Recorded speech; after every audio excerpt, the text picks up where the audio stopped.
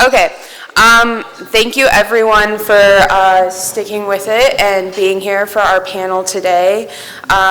We are really excited to be talking about solar. And so I'm Elizabeth Thelmany. I'm a proud member of the ALEI working group. I am based out of College Park. Today we're going to be talking, on the vague title of Solar Development in Maryland, but we're going to really be digging in, starting with the director of the Power Plant Assessment Division within Maryland's Department of Natural Resources, Bob Zadinsky. He's going to start talking about the regulatory landscape, things like the CPCN process. I'll let him, spell that out for you guys. Then I'll touch on our research and educational outreach needs that we found from focus groups, land use impacts and analysis. And then Dr. Drew Chavone will close out. He's our extension specialist in energy conservation and technology to share additional energy resources and our budding research work in agrivoltaics that UME is embarking on. So without further ado, Bob Zadinsky. Okay, thank you, Elizabeth. Again, I'm the director of the Power Plant Research Program here in the Maryland DNR. And I'm going to talk about, I live in a world of acronyms, so I was really happy this morning when you all were living in that world of acronyms. I had no clue what you were talking about. So hopefully I'm going to try and explain mine a little bit. But the CPCN is Certificate of Public Convenience and Necessity, and that is what we're going to be talking about first. But just a little trivia. So how much energy does Maryland use? We use a lot. So about 60 million megawatt hours, and you think, wow, that's more electricity than we produce. We import about 40% of the energy, but out of that, what do we do in state? So most of our electricity comes from not solar. No, it certainly comes from nuclear and gas. Currently, that's what we produce in state right now, and you can see the others listed in there also. You'll see solar is 2.7%. So you'll see in a little bit, we have a renewable portfolio standard that basically says what we should be producing, but we're only at 2.7, but I'll cover that in a little bit. So PJM is the RTO, is the regional, see I'm doing acronyms, regional transmission organization. They control the flow of electricity through the states, including all of Maryland and the states all around us. And I always like to say that there's 80,000 generation plants in Maryland. You go, we have 80,000 plants, generation plants? Most of those are rooftop solar. So many of those, I like to say like 79,000 are probably rooftops. And that's what we said, about 105 of those are actually what comes through my office. I'll go through that in a minute. But what the types of solar in Maryland, generally you see these. You see the rooftops. That's the one we just talked about. Those are the residential ones, the small ones. They're generally hooked to the grid. A lot of that electricity goes back onto the grid when not in use. But a majority of that is used in household, and they use the grid basically as a big battery.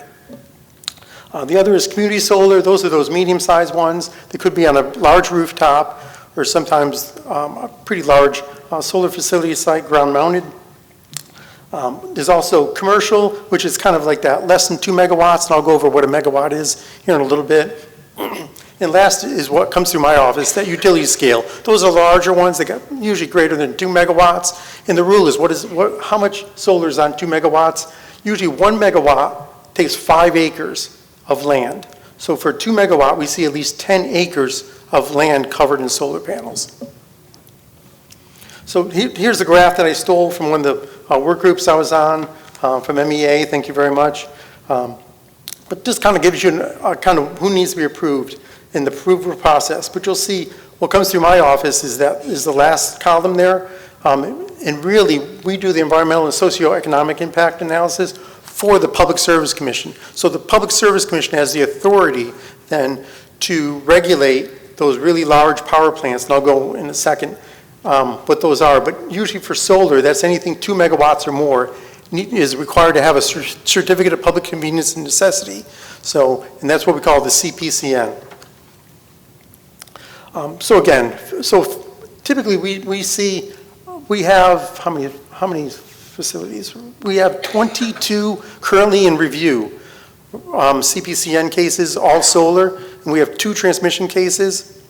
our plate is extremely full. Our average is about 5 or 6 projects per year. So I feel bad for my staff. There was one still here. They're pretty overwhelmed, so if you're a developer, please just hold off a little bit. But we've heard that there's at least 60 plus more coming our way. So there's a ton of community solar coming our way. These big utility scale solar, out of the 22 we have right now, only 2 of those are greater than 5 megawatts. So then only 2 of those are greater than 25 acres of solar panels. But generally, like I said, 1 megawatt is 5 acres. So this facility here would cover approximately 250 acres on solar panels. But again, as far as megawatt hours, it produces over 122,000 megawatt hours, and that's used to power over 11,000 homes. What is the CPCN? Again, that's their Certificate of Convenience and Necessity. That's basically the state permit issued by the Public Service Commission that gives them permission to build that. And that's when that dirty word preemption comes in. That is not me, okay? I don't do preemption. That is the Public Service Commission. They have the authority, and you'll know for you lawyers, that's through the perennial case. They were basically, that authority was granted, or reaffirmed then, shall we say. So we do the environmental impact and socioeconomic impact analysis. We have 6 months by statute to get that completed. So again, what do you need to do a solar facility? These large CPCN cases, one of the first things you do is this PJM connection, which is, hopefully PJM is not here. It's a train wreck right now, okay? Some of those projects have been sitting in the queue, and what that means is they have to go to PJM and ask permission and get the authority to connect to the grid. And you think, and that's why we see so many little ones right now, because those little ones, less than 5 megawatts, can go directly onto distribution lines. So out of the 22 projects, that's why we see 20 small community solar projects now between that 2 and 5 megawatts, and we only have 2 that made it through the PJM queue years and years ago. I did talk to PJM, and I know there's 6 supposed to be coming our way. So that would be probably anywhere, those 100 megawatt projects.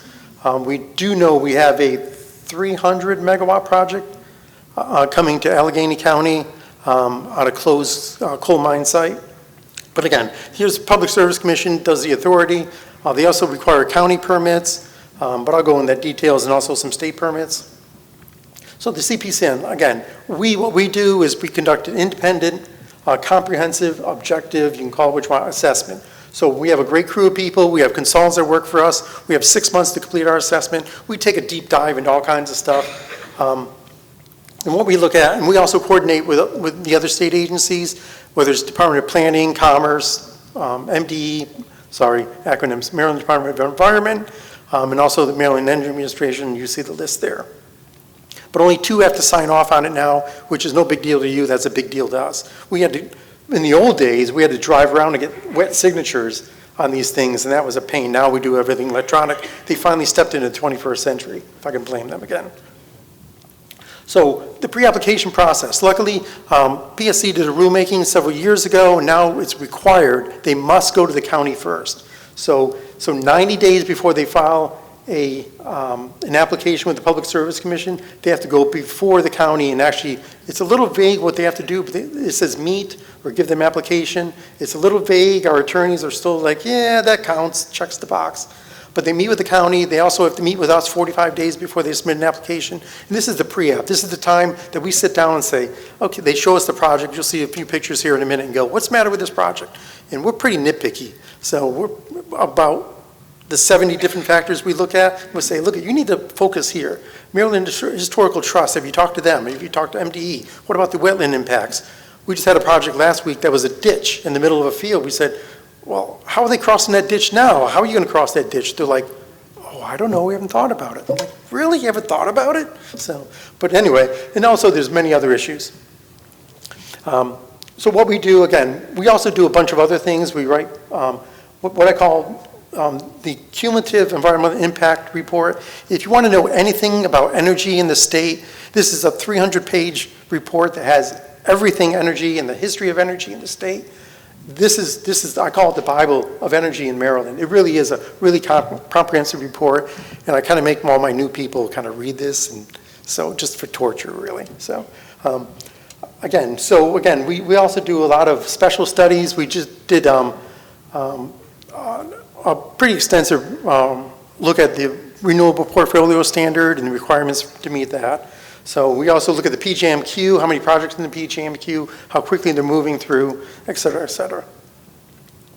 So what we do, so again, we get the application from the applicant for these pretty large solar projects. We take a deep dive into it, and the first thing we do is say it's complete or not complete. So again, we look at all the factors. We have a nice thorough checklist on our website. They have the checklist and they go, okay, we've done this, done that, done this. And then they come to us. We call it a reality check. So it's like, yeah, you kind of missed this. And so again, we will make a recommendation. The Public Service Commission is a judicial process, which I'm sure some of you attorneys, so this is a fully judicial process they have to go through. A judge oversees the case. So in order to intervene, you need to have an attorney to intervene in the process. And again, it's a 6 months process that we have. Generally, the whole case will take about 8 months to get through the whole judicial process.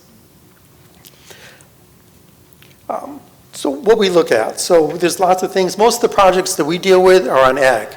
Okay, so it's pretty consistent what we look at. We do have that brownfield study, brownfield site out there in Allegheny County, closed mine. And it's, that's a really large 300 megawatts. So if you do the math quick, it's over 1,500 acres of a brownfield site being utilized for solar. So again, we look at all these factors. These are just some of the biggies. You hear decommissioning, you hear glare analysis, visual impacts. That's all the stuff we do in-house. Luckily, we have some really great consultants who work for us and do a lot of the heavy lifting.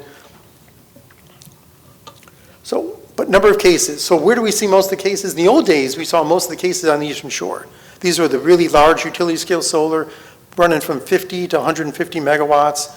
They were 55% were roughly on the Eastern Shore.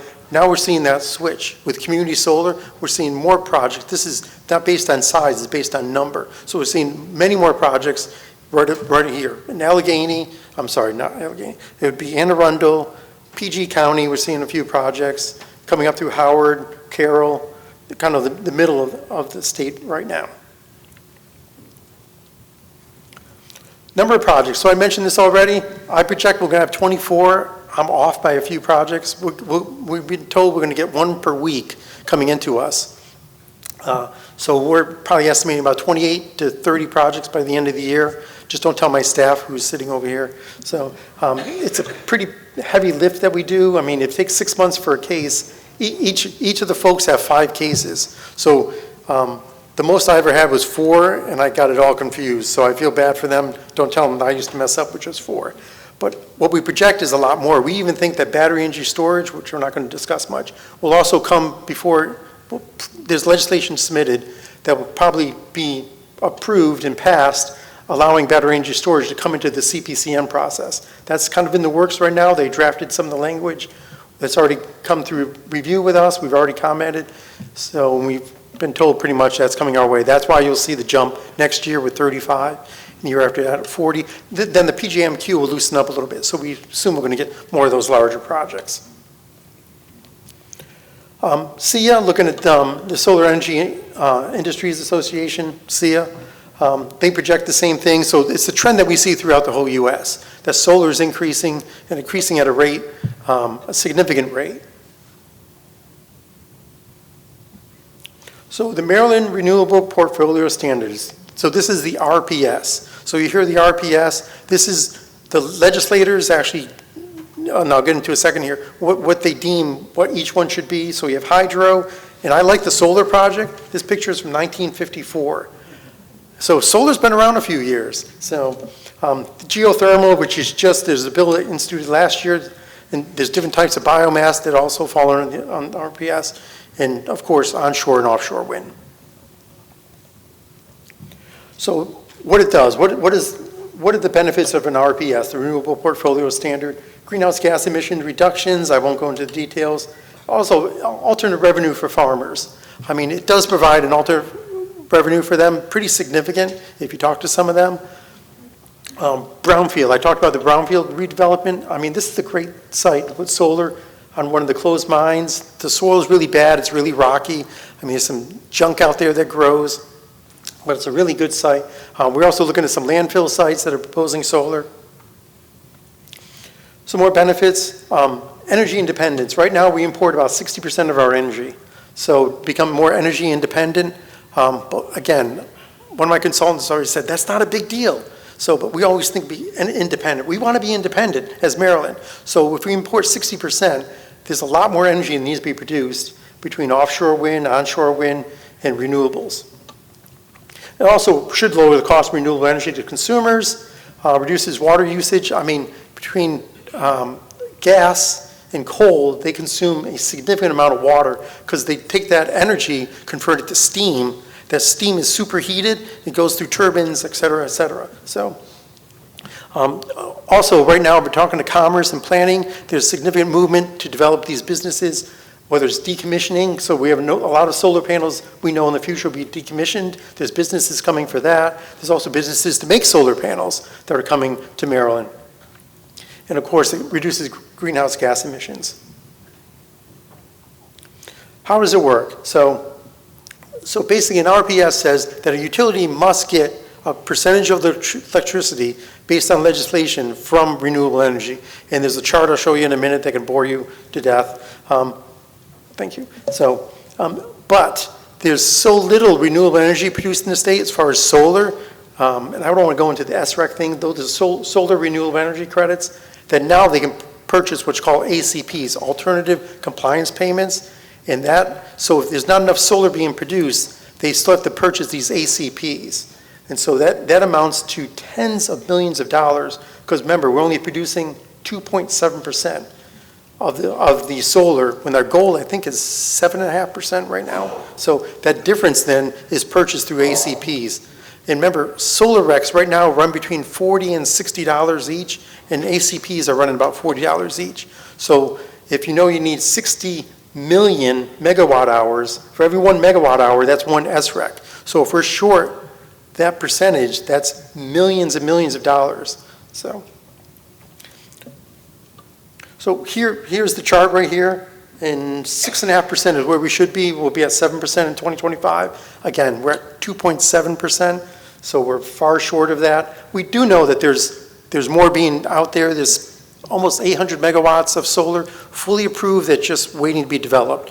And that's my presentation next week if you all want to come to that. So, RPS, this is just another way of looking at RPS. So eventually the goal is 52.5% by 2030.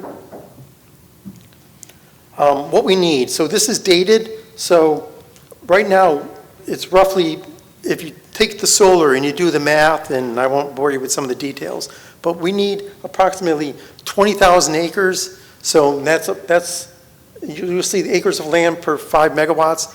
Things have changed, so this weighs rooftop being 80% or 60%. There's a whole bunch of math in here.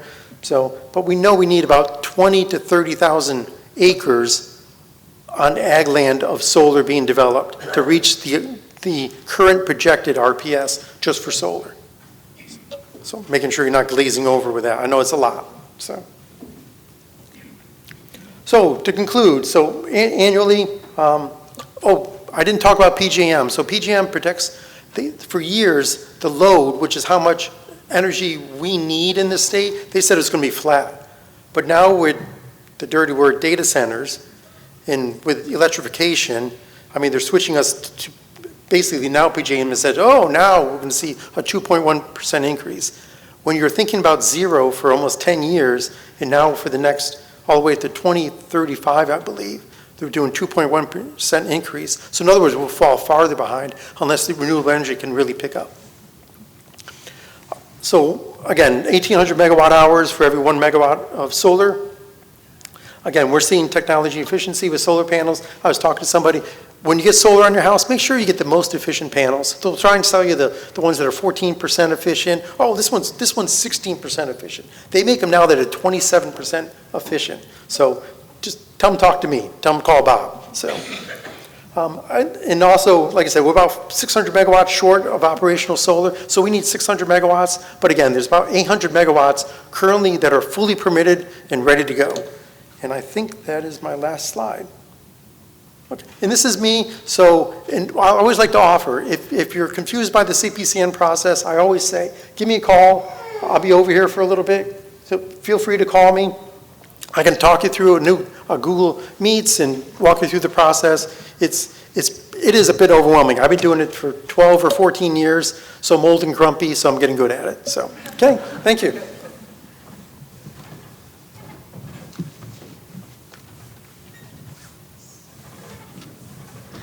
Awesome. And yes, Bob is super nice and likes to talk about the CPCN process. Seems like it.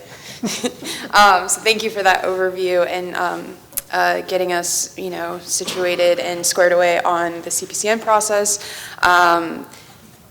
What do landowners need? What does the rural community need in terms of resources, information, outreach materials? So we conducted focus groups thanks to this grant from NIFA. We have partners at Cornell and at Oklahoma State University. So we did focus groups mostly in New York and Maryland. We saw this growth in the development of rural lands into large-scale renewables. We saw that there could be economic opportunities. There's complex market dynamics for farmers, landowners, and rural communities. And then also just this general need for stakeholder-driven, research-based, unbiased information and training on solar energy leases and other parts of large-scale renewables. And so, again, these are what led us to decide to do a focus group with our partners at Cornell and Oklahoma State University. We did 2 sets of focus groups. We did focus groups with attorneys and we did focus groups with landowners. And again, a lot of our efforts came from New York and Maryland. Oklahoma State, talked to Paul more about why the focus groups just didn't take off there. I think wind has been the primary thing going on in Oklahoma. But we recruited attorneys through a lot of different avenues. And so you can see that we have representation from multiple states and jurisdictions. A lot from New York. We accounted for people who had licenses in multiple states. And then you can also see by the years as an attorney, we had more experienced attorneys, those who had been in the profession for a long time, as participants in our focus group. So we did these on Zoom. We used Zoom's transcription services. We started conducting these in 2021 and continued into 2022. If you guys remember this moment of COVID where this attorney couldn't figure out how to turn off the cat filter, it did feel like that at times because we were doing this on Zoom, but it was nice to have the transcription services so that we could have the best analysis of the focus groups. And then Paul had this great idea, I think he got it from someone else, an extension of doing Qualtrics to get their sign off and their, that they were willing to participate and we were going to use this data, things like that. And again, we then scrubbed that of any identifying information so that we could interpret the results. So here are some of our findings, insights on clientele that attorneys provided us. So I say that 5 attorneys across 2 focus groups, so basically this conversation kind of kept coming up, was that many of the landowners, as we suspected, are current or previous farmers, producers. Also, they confirmed another suspicion we had that a lot of landowners were not seeking legal counsel prior to getting into some of these large-scale renewable lease agreements. There were mentions of some of those landowners who were more proactive, but they were definitely in the minority.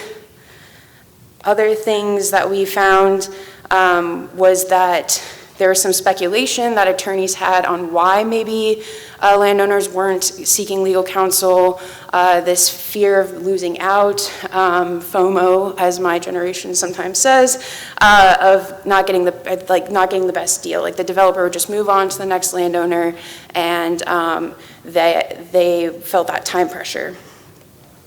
Also, that if a lot of the clients that ended up coming to attorneys were really coming more last minute. Maybe they had already signed some options agreement or another thing, and so a lot of times the attorneys had it was harder than if the landowners had shown up at the start. So what they started, as we were parsing through these transcripts, advice that we got, other insights that attorneys could provide us that we could start providing in educational materials and whatnot, was that the landowner should see these as offers that can be negotiated. So not just taking the first offer that was given to them or presented to them. They should actually, maybe if they can, talk to others, really think about it, and then negotiate. Another thing is that the landowner should pay attention to the details, understand the language. Again, this is a lot easier done than if you actually have an attorney on your side or on your team or an accountant or other people on your team to negotiate and look into these contracts. And then also just the importance of having competent legal counsel, hopefully an office that has already dealt with renewable energy development or something, and not that you're not their first case into that. Part of what makes this difficult in doing research and also having landowners figure out and what's best for them and what others are doing is that non-disclosure agreements are very common, and so that can make understanding what's in these a little more difficult. And then Maryland actually protects the land in a way through the CPCN process decommissioning, that it's required for CPCN approval to have a decommissioning bond put in place by the solar developer. Other states don't have those kinds of protections, and so especially a lot of the New York and Pennsylvania attorneys kept bringing up the importance of having in the contract or in the leasing agreement restoration bonds or indemnification clauses. So that's another thing to keep in mind that Maryland does that not all states do. And then we have our landowner focus groups that we're starting to look through. So some quotes, and as we keep digging into the transcript data, I really like this one from a landowner that was like, we're gonna make laws, things are gonna happen. You can put your voice out there, you can vote, you can do your part, but if you're not voicing your opinion, you're not making yourself heard, then they're just gonna continue on without that input. So definitely remembering that you have a voice. The CPCN process also has a public comment hearing, at least 2. A lot of them are on Zoom, so they're easier to participate in. You don't have to always be there in person. Also, that there's just lack of information out there. They don't have a frame of reference of what's a good deal, what's going on with large-scale development. It's moving really fast. And so these were definitely drivers into the next piece of research I'm going to talk a bit about. Oh, also, we were starting to able to get ranges of rental rates, estimates. From what we've heard, and again, we did these in like 2021 and 2022. These are on the lower end. A lot of these were coming out of New York, but really $1,000 per acre per year is kind of the minimum we're seeing for solar rental rates. So that's something to keep in mind. This is not like a survey. This is not exhaustive. This is just ranges that were provided in these conversations. So takeaways, we had some insights on what was needed for solar development outreach and curriculum. There was definitely a lack of impartial information, this need to have discussions and figure out some things that we can share, and really trying to ground our research and outreach in stakeholder perspectives and needs.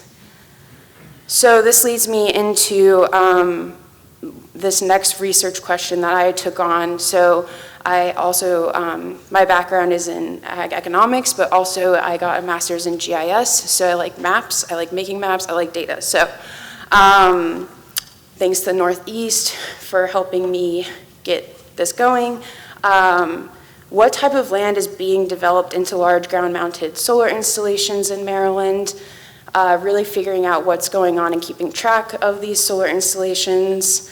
There's a need for it. Also, Maryland has great public information data, so through the CPCN process, I could actually start looking at the tax parcels that could be implicated in utility-scale solar development, and then also the land being built into the panels after approval. So, CPCN process again, this is what it looks like, hundreds of pages of PDFs, and then having poor undergraduate students in their summers code stuff from these documents so that we could start to analyze what's going on across different counties, different sizes of projects, things like that. And then this is an example of once we actually could see where a project was going, we used satellite imagery, and then you could actually start tracing the panels. I think this is the same project that you had on one of your slides, ironically. There's not a lot of irrigated land going into utility scale solar, so it kind of stands out. I have two data sets that I created from this, the tax parcels that are implicated in CPCN projects, and then I have the actual panels that are traced from the project. So even if a project hasn't been passed or it hasn't been built, I still have an idea of where this project is proposed based off of tax parcel information. And then again, we trace about the fence line around the solar panels to do further analysis. So most recent data analysis figures coming out of it. So each of the counties is the amount of acres of built utility scale solar. So most of it, Somerset County has the most right now built utility scale solar, and then Dorchester County. There's lots of counties that still don't have built utility scale solar, even if it's proposed or it has been approved in the CPCN process. And then all these little dots are actually community solar. So MEA started releasing, Maryland Energy Administration started releasing their community solar projects, and so I started tracking those more recently. So you can almost see there's an inverse relationship where there's less utility scale solar built, there's a lot more community solar, Baltimore County, Montgomery, Howard, et cetera. What kind of land is going under utility scale solar? So I haven't done this for community yet, this is just utility. Again, as of May 2024, another project could have been built since then. So just under 2,000 acres have been built into utility scale solar. That's again tracing the fence line. Then I can use NASS, National Ag Statistics Service, part of USDA's cropscape layer, to estimate the kind of land or the land use before the solar panels were developed. And so from that, we saw that just under 90% was on cultivated commercial ag land. The other land that we saw was specialty ag production, forested land, and developed spaces. A developed one is a park in Prince George's County. It's one project. And a nice thing that I always like to tout about Maryland is that because we have a lot of protections for the Chesapeake Bay and things like that, we aren't seeing a lot of deforestation for renewable energy development. That's another thing other states are struggling with or having to balance is actually clearing forested lands to build solar. So that's something that we're not really seeing as much in Maryland. So that's something that you guys can be happy and excited about. So again, just actually confirming what land is being covered with solar by ground truthing through satellite imagery and then overlaying that with data from USDA. And that's coming from satellite imagery. So common land characteristics for large-scale solar. This is all about making it the most economically feasible project for both the developer and also making sure or getting the landowner the best deal, most amount of money for rent or leasing their land. And so flat land, not a lot of slope. You don't want too many like mountains or things that provide shade like big trees or buildings. Anything on the land that needs to be cleared is just going to be additional cost.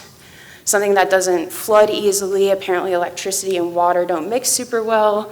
And then also the biggest thing that would make one property more attractive than another is the proximity to the power line or substation. And so now that we know that most of the land in Maryland is that's going into utility scale solar is commodity commercial production, corn and soybean rotation primarily. And we also know that the agricultural community or there's concerns about replacing farmland with solar. Then why are farmers choosing to, why are they choosing to develop their land into solar? It comes down to some economic reasoning. So we took the rental rates that we were hearing. We've also got some redacted contracts that have come across our desk that we could use to update some of these estimates. And then we used University of Maryland Extension's crop budgets that are updated every year. to estimate how much a farm per acre usually gets versus how much they might get from a solar lease. And so I know it's a lot of numbers and nothing too scary, but just across the top you can see the utility scale solar rent. These are estimates going from like the low end of $500 per acre per year to $5,000 per acre per year. And then again, for the farm profit estimates, that's between corn and soybean, what we would see in like a less than ideal year of around $500 per acre per year, up to $1,125 per acre per year. Again, this varies, these are just estimates. And then comparing. So you can see in most cases that utility scale solar is going to provide more money per acre per year to the farmer than what they might get as a commodity corn soybean rotation producer.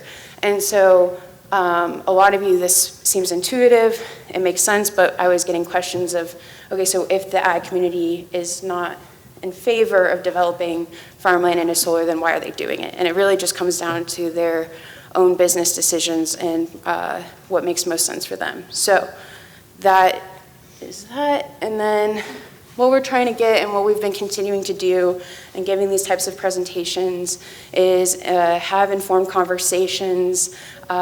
We want people to make the best decisions for their own land, whether that has to do with renewable energy contracts or not.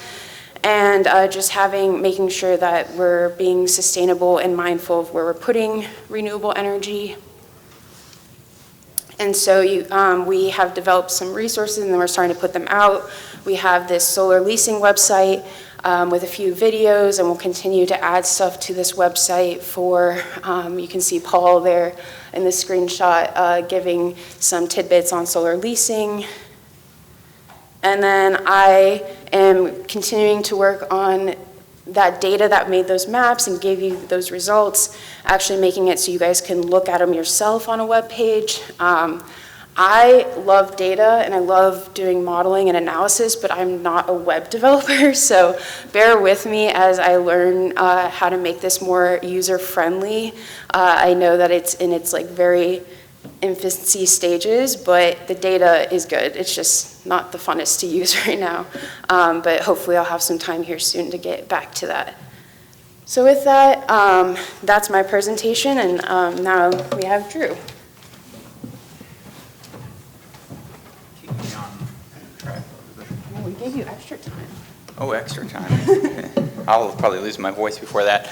So good afternoon. My name again is Drew Chavone. I am an energy specialist with the University of Maryland Extension, and I have the privilege of sharing some of our initiatives in the solar energy arena. So I'll talk about some of the core educational outreach and engagement projects that we're involved in, as well as some of the Elizabeth alluded to it a little earlier about our agrivoltaic project, projects that we're launching. So I'll talk about some of that, but I'll give you a little context of the Extension Service. I imagine most of you are familiar with the role of Extension, but in a lot of ways we're the front door to the university, connecting our research and education out of the College Park campus to the public. And so we offer various programs and like this and like workshop seminars, technical assistance and training.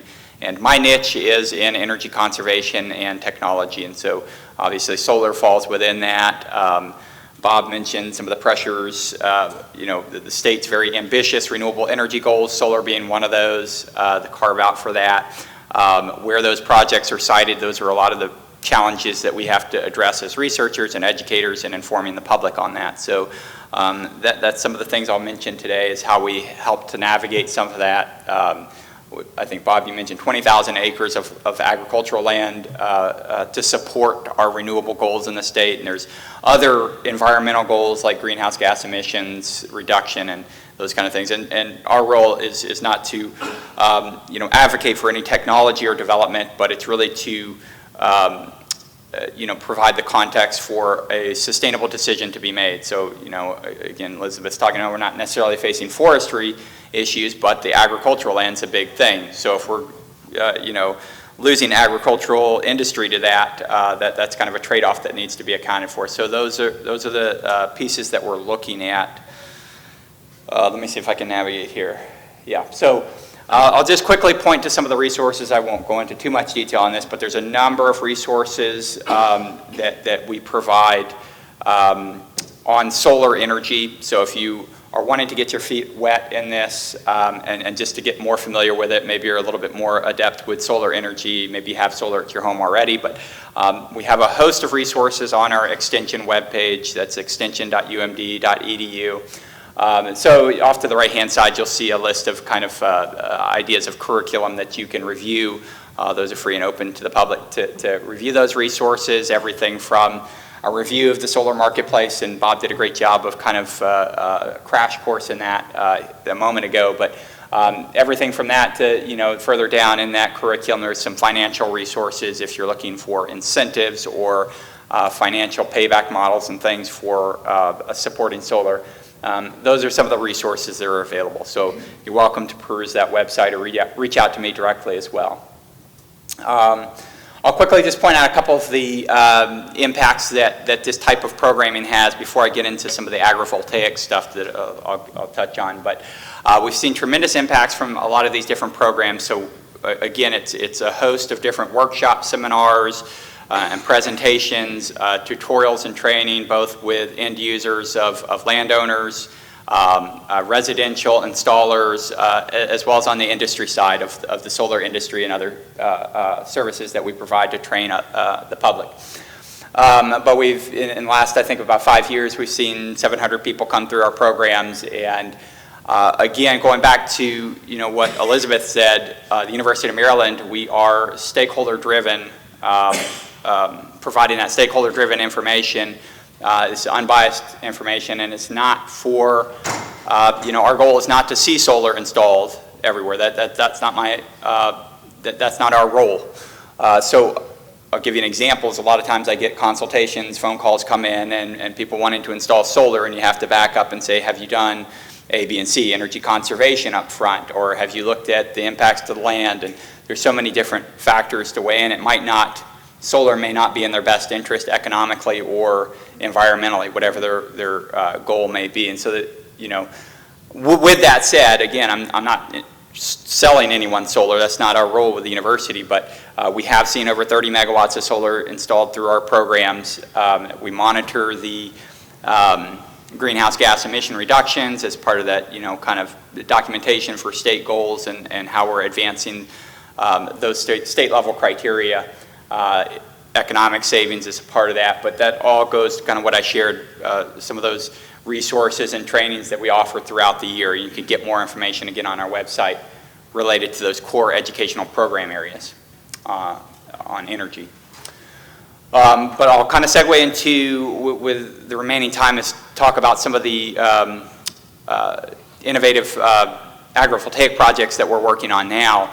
So we're looking at agrivoltaics, and when I say agrivoltaics, everyone probably has a different idea of what that is. You might refer to it as agri-solar or dual-use farming, but I'll just keep it a very general definition for my discussion today. What I mean by agrivoltaics is the simultaneous use of land for agricultural production and solar production. So having solar panels on a functional operational farm on that same area of land, not just on a side piece of marginal land, but actually having those two systems interplay. So that could be livestock, it could be, you could have sheep grazing beneath the panels. Our focus with our projects, and I'll get into that here in a moment, but our focus is on vegetable production, maybe some cash crops, and smaller, as part of our pilot program that we're launching. We're looking at some smaller projects, but that's what I mean by agrivoltaics. We've done some survey work up front, and what we're seeing by and large is there's a growing interest in agrivoltaics from landowners, from producers, and others as well, from solar industries wanting to get involved. They see the importance of it, and how we navigate that going forward is looking at the challenges that they're facing, because a lot of these folks, they want to see how to do it, and then they just don't have the answers, and they're not going to invest in something if they don't have the answers, and that's where we come in as researchers and educators to provide that information. So they want to see these projects, and that's where the direction we're moving. I won't go through all this data, but I want to show how multifaceted this is. It seems simple enough to to put solar panels on a farm and farm around them, but there's so many different pieces to fit together on this. It's everything from, water and soil quality and what kind of impacts are you going to have, but below the panels, are you going to have erosion? In some cases, yes. In some cases, no. So those are things that we need to answer for our stakeholders to be able to see if this is a viable option for them moving forward. As well as, the operational side as well. Combines or tractors and operating that equipment in and around the solar panels, that's a challenge, and we have to address some of those things. So this is kind of where we're at now, is continuing to conduct these types of survey assessments, and that's really how we serve the public and serve the needs of the community, and then identify how we can address some of those issues. Okay, so we do have connections with other stakeholders in other states, Penn State and Rutgers, and as we continue to, I'll touch on what our projects involve, but there are other stakeholders outside the region, and what we see is taking what we see as priorities in Maryland in terms of the research objectives, as well as leveraging our other stakeholders in other states and institutions and groups here in the state, trying to bring all that together, and we want to develop research and education hubs here in the state, and I'll get to that, but we want to be able to answer those questions for the Mid-Atlantic region, because if we look at projects that are done out in Arizona or Colorado or somewhere, it's not really going to address the circumstances that we have here in the Mid-Atlantic, and so that's where we're moving with this. We're taking all that data, that's all kind of on the back end, and you don't need to get bogged down with that type of data, but we're realigning these research objectives with what the National Renewable Energy Lab has identified as research priorities. So these kind of broad categories, I'll just look at the top one there is climate, soil, and environment. So there's a lot of research that we have to do within that one category, and leveraging our research expertise and experience in those areas will help us to address things within that climate. Would involve the microclimate studies below the panels, because there's some cooling and heating. There's benefits to the solar panels because they are cooled off. There's benefits to the plants because some of that heat's absorbed, and it's kind of there's a whole ecosystem for us to look at. There's wildlife biodiversity and other stuff. So we're bringing in a lot of different groups, both within the university as well as external stakeholders, to address these questions. But that's kind of in a nutshell on the design phase, and so we're incorporating all this into the design phase. So what we're looking to do here in the near future is we have funding to develop 2 pilot projects at our research and education centers.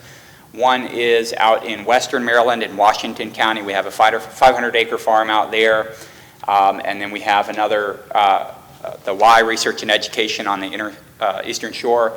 So we'll do 2 projects there. They'll each be in the ballpark of about 100 kW, smaller plots of land. That's the funding that we have available. Our focus is going to be on maybe some cash crops, maybe some primarily vegetable crops to grow under those. The 2 locations gives us some research capability to look at different environments, markets, as well as even down to the soil type is going to be different. You're going to have sandy soils versus clay soils in western Maryland. So there'll be a little bit difference there, and we'll be able to address the diversity of the state that we're dealing with. With that comes, the whole energy side and the configurations of the systems. It's not going to be your typical solar installation. It requires strategic placement and technology. So we're looking at how we configure that in the field. Again, to everything down to operating field equipment around. If you can't get a tractor down the road, then it's not going to be very manageable. So we're looking at those kind of features. We're looking at what types of solar panels, bifacial solar panels probably. But we've got to work out the spacing and the height based on our identification of priority crops. So it is kind of give and take with, it is kind of give and take with what crops are identified as high value commodities and suitable for this. But we're looking at different crops and cultivars, and as well as how we design and lay those projects out in the field. And so that's an active area that we're going to be getting into in the near future, is looking at those 2 sites and how we can configure those plots to best accommodate that research that we're looking to do. And I think this is the last point, is that in addition to that research that we're addressing, I shared all the multifaceted approaches of research we're looking at. But we see this as again, a regional demonstration hub, not only serving research, but also facilitating educational outreach with the public. So these projects are intended to serve as educational resources for our students through College Park and other institutions, but as well as bringing in other groups, industry folks as well, whether it be from the solar industry needs to engage in this area, and they are interested in that, as well as farmer and landowner education. And so that's what we do in Extension really well, is connecting making this data available and useful to the public, so they can hopefully identify those areas and see progress in this state here in the near future if we're going to address those land use. This is one solution, of course. There's all types of things we can talk about, siting and location and everything, but the agrivoltaics things that we're doing it's one possible solution to dealing with some of these land use issues we're seeing between solar and farming.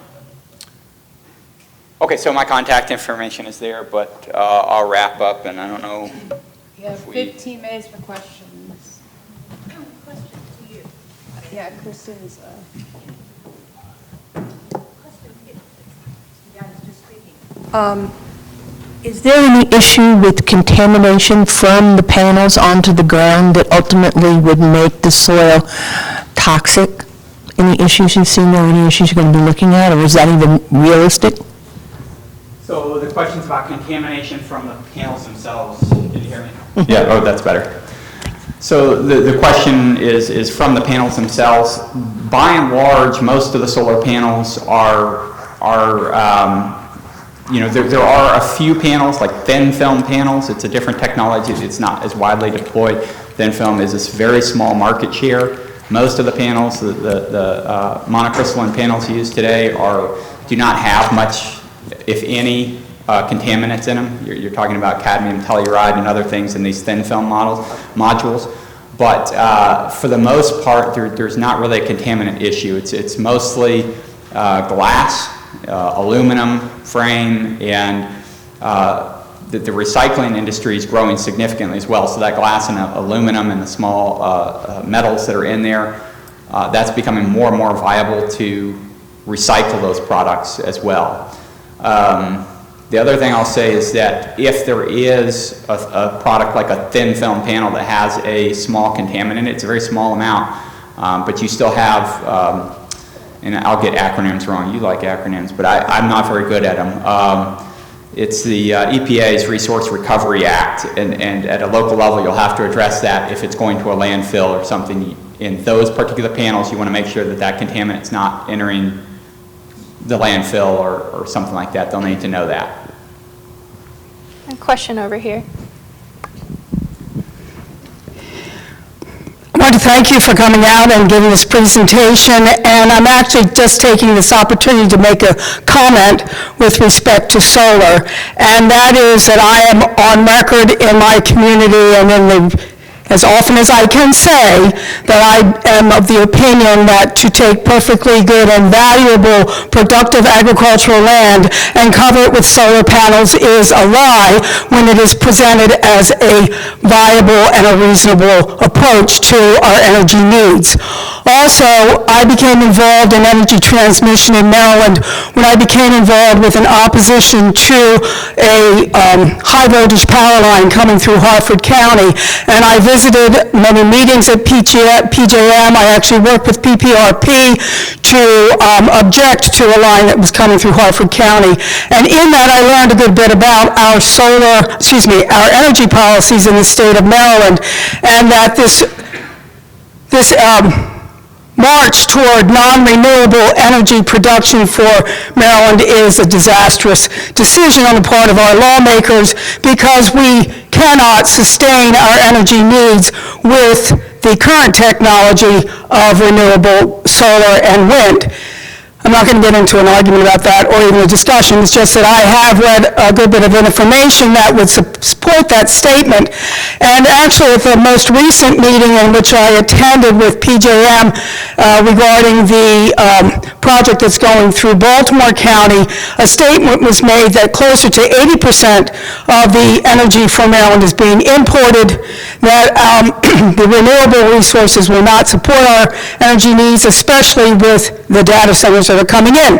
So thank you for your time, but in a group of farmers and agricultural producers, I just wanted to make that statement. Thank you. I have another question. The New York Times did a story, weeks ago, about all the PFAS contamination that they're now starting to test for on agricultural land due to putting on some form of human sludge on the soil for nutrients. And going heavy metals are accommodated in the sewage treatment process, but the PFASs are not. It's getting on the soil, and according to this article in the New York Times, 24 million acres of farmland in the United States has been contaminated, and there's zero coming on a PFAS that's safe. Why wouldn't we, if in fact there's some big drive to put solar on agricultural land, kind of what this land is saying, that land is no good for anything anymore, not a chicken, not a hog, not a piece of grain, nothing. So it's going to be completely useless land. That's a good place to put solar for agriculture. Is anybody in your field, any of you university people thinking about that, talking about discussing it? Well, I can make a comment, and I don't know if Elizabeth, you wanted to add anything. You know, I don't cite the project, so I don't dictate where they go. I just tell folks if it makes any sense to meet those goals. I'm responding to state policy that's already in place and the market incentives for a installer to go to. I mean, Elizabeth mentioned some of the, rates for land and things like that. That's kind of out of my hands. From a personal standpoint, it makes very much sense to me to cite in those projects, and I think that the agricultural bit is a very small bit of what Bob was talking about. I think it's those projects are going rooftop and other places as well, but it does make absolutely sense to me to cite it on marginal land, brownfields, even commercial, paved areas and things like that. So, from an environmental standpoint, that I think adds tremendous benefit. Again, it's not my role as a representative of the University of Maryland. It doesn't make sense to me scientifically to install it on every piece of agricultural land. It's not what I'm advocating for. I don't know if there's any particular research that you wanted to add. Yeah, I'll just say that as we're tracking where solar's going, there is more, like Bob was saying, smaller projects. Also, some of these community solar projects can go on the rooftop of commercial industrial buildings. So we started tracing and keeping track of the community solar projects.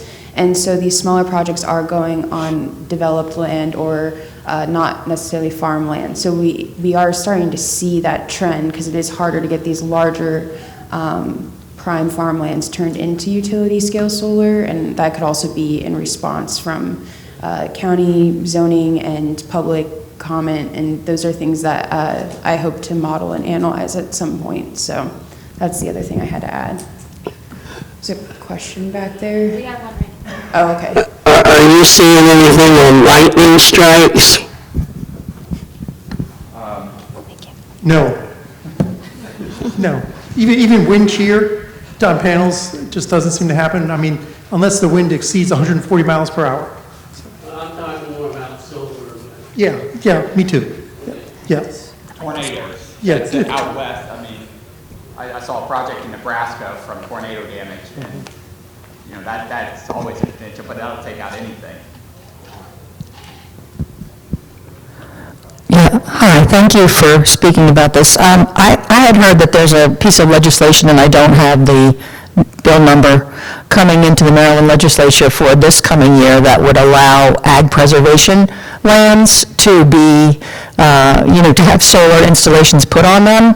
And unfortunately, our ag preservation lands, a lot of counties target their prime farmland for those ag preservation lands. So if that happens, the farmer would be able to put the solar on there, and my understanding is that the counties would not receive any compensation for the money that they have invested in that farmland to keep it in preservation. So I was wondering if you could speak to that, Bill, at all, and then I'll just back it up with a second comment about the rentals for being $5,000 an acre and being above the cost of profit for any other farmland. I mean, most states in the United States rent from 30 to 40% of their farmland. So there's the added issue of causing additional hardship for those farmers who are renting a large portion of their land, and they can no longer compete with what the solar companies are offering. So I just wanted to bring that one to light and then go back to my first one about the legislation. Thank you.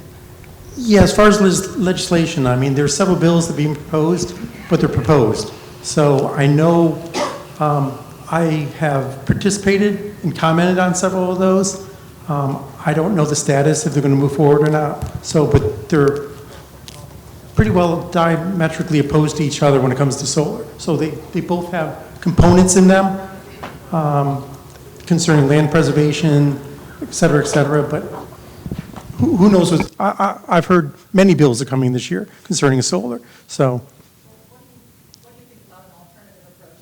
Giving the counties a mandate that they need to get so much of a percentage of their power from solar, and then letting them decide the best way to implement that, instead of mandating, that they use their ag preservation land. Well, actually, one of the bills proposed, if it's going to impact preservation lands, even MHD properties and several other easements, then the developer had to make a payment to the county. And then the county was specifically supposed to spend that money in X, Y, and Z. So it spelled that out very clearly. So that is being thought of, yeah. Okay, thank you. So the price of farmland, we've heard everything from $1,200 to $2,500 per acre in Maryland. But the problem is when we see those, PPRP see those, they're redacted. So it looks like one big black piece of paper. But that's just kind of hearsay. I don't know if you have any data. Yeah, okay. In response to that, I take a similar, what Drew was saying, that these are the market conditions, these are the enacted policies. And so what we're looking at is just analyzing what's out there and trying to give, if I'm talking about this to someone in Canada, explaining why we can have the farming community against development of farmland into solar, but we still see individual farmers developing their farmland into solar. And so it's really just to give that snapshot of what individuals are making as decisions. Again, not necessarily for or against the development of solar in different places, but that's just how it's happening, and to understand why and where and all that is an interesting research question that I hope to continue to dig into. And the other legislation to be aware of is this idea of corridors for where the siting of renewable energy could be more preferred. So that's another legislation to keep an eye on that could work. I don't know. I'm not sure. I'd have to read more into it and see what the responses are. So I think We have one last question. one more question. And then Over here. And my question actually dovetails with what you were talking about a moment before. Are you only able to get the rental rates directly from farmers, or is there another source of information that you're using to get those values? And are you finding that the non-disclosure agreements are posing a problem blocking people from getting information from one another? Yeah, definitely the NDAs can be an issue with any of this research, and the lawyers in the room can correct me because I'm not a lawyer, but until it's actually signed, the NDA isn't. So if someone's presented a contract and they don't actually sign it, then they can share it, right? They're not against anything.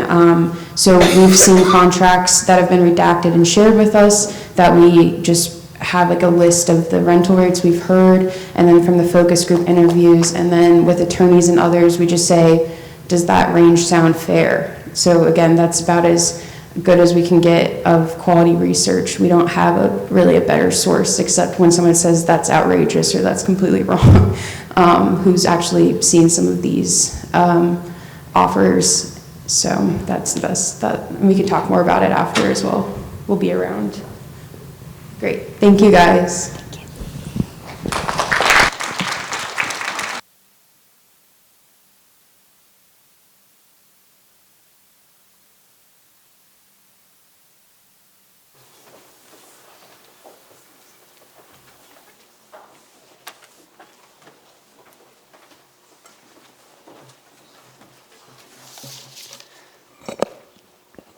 Good afternoon. I'm Ken Leonard. I'm the chair of the Department of Agricultural and Resource Economics at the University of Maryland, and it's my pleasure to introduce Dr. Jennifer King Rice, the Provost and Senior Vice President at the University of Maryland.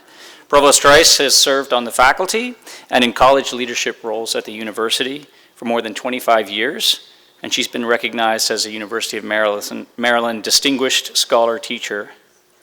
In her role as the leader of the academic side of the university, Dr. Rice and I have crossed paths many times while she met with emerging and current leaders on campus. Of course, much of that was online, and I was just a tiny little box on her screen. But she was the big box on my screen. And I agreed to take on the role of leadership and in the department, in part, and my first love is research, not administration.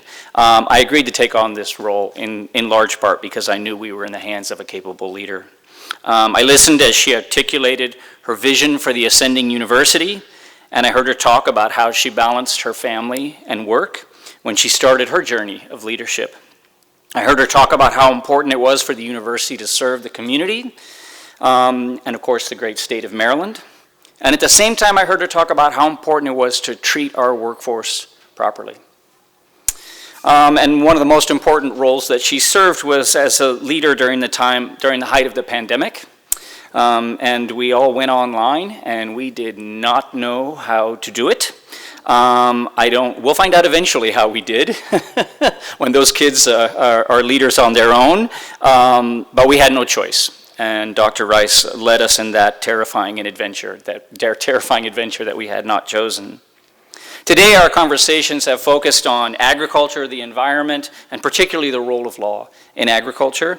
My involvement stems from the fact that my department's affiliation with the Ag Law Initiative, ALEI, and I take immense pride in the work of my colleagues. I'm learning to describe the ALEI as a way of understanding and, when possible, reducing friction. So you can't launch a rocket into space with 12th grade physics. You have to understand how friction actually works. So the Ag Law Initiative helps us communicate to policymakers that farmers have lives, families, aspirations, hopes, and dreams. They don't wake up in the morning asking what laws they can comply with before breakfast. Good laws need to recognize this fact. But friction can be reduced, too.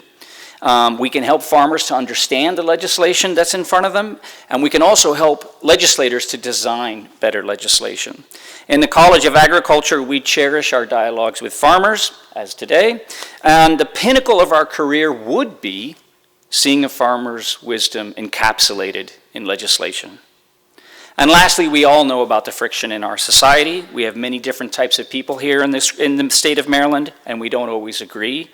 But ALEI helps reduce these frictions by assuring farmers that they've been listened to and that they matter, even in College Park. So it's with great pleasure that I introduce Provost Jennifer King Rice with the statement, here's a woman who knows what it means to bridge practice and policy. She's an advocate for change in education, and because she spent time in the classroom and she listened to teachers.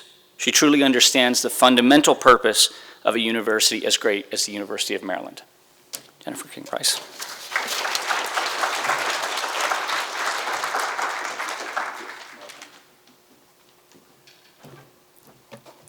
Well, good afternoon, everyone. I come from education, so we wait for the responses. It is great to see you all. Thank you so much for having me. And Ken, I just want to thank you for that incredibly generous and gracious introduction. Thank you. I do come from the field of education. Prior to stepping into the provost role at the University of Maryland, I was the Dean of the College of Education, and I am truly, deeply committed to being a university for the public good, that our work should really matter. We should be doing things that really matter. Our scholarship should matter, our teaching should matter, our service work. So, you know, trying to lead the university in that direction, and it's not been hard with leaders like Ken and so many of the university faculty and leaders in this room. We need to partner, and we need to make change. And so I'm really grateful to be here with you all today.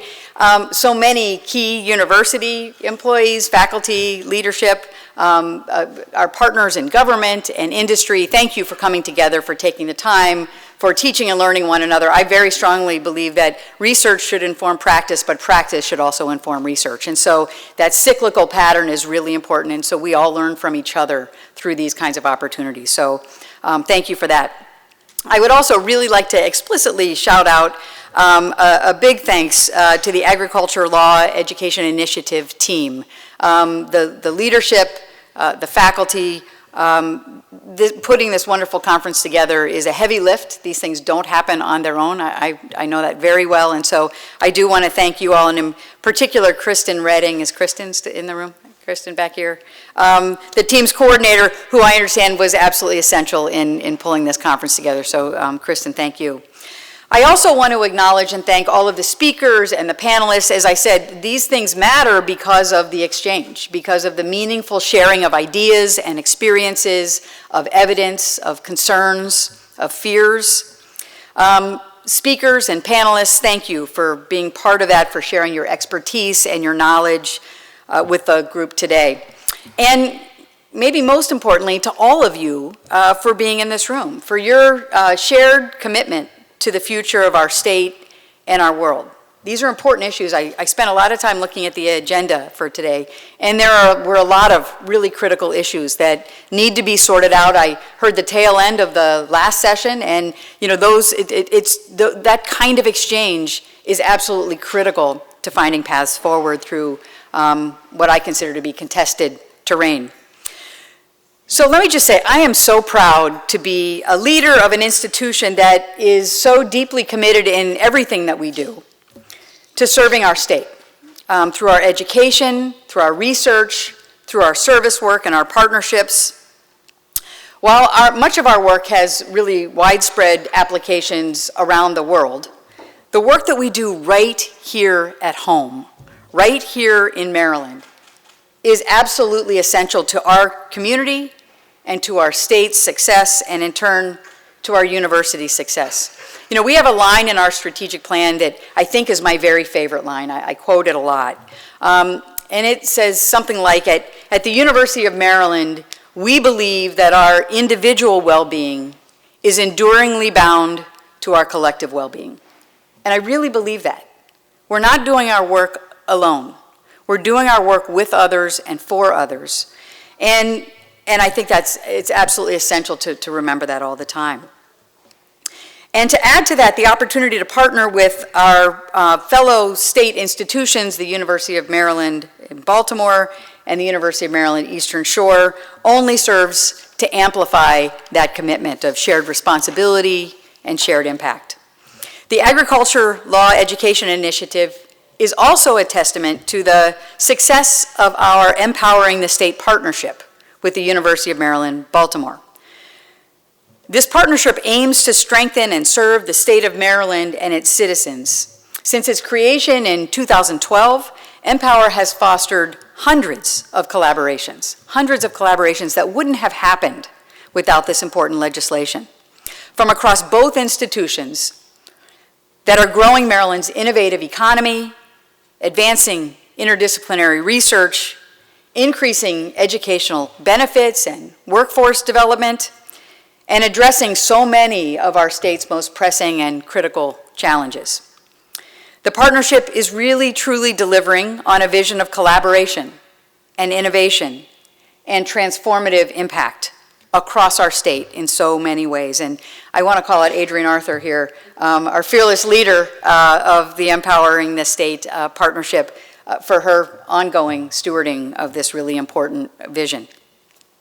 At the University of Maryland College Park, everything that we do is rooted in our pursuit of excellence and impact for the public good. In fact, those words are the title of our strategic plan, which I always carry a copy of in my folder, and so anyone can have this at the end. But I like to wave around this strategic plan because it really does articulate what we're about at the University of Maryland. It's called Fearlessly Forward in Pursuit of Excellence and Impact for the Public Good. It is focused squarely on being a university, a flagship public research-intensive university for the public good in all that we do.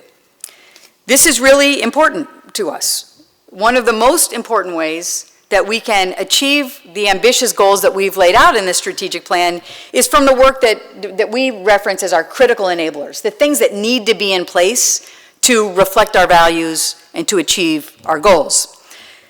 These are really the keys to the plan's success. And I want to highlight just two of those. There's 6 of them articulated in the plan, but I want to talk about 2 of them that I think are clearly demonstrated here today. You are enabling us to realize our vision.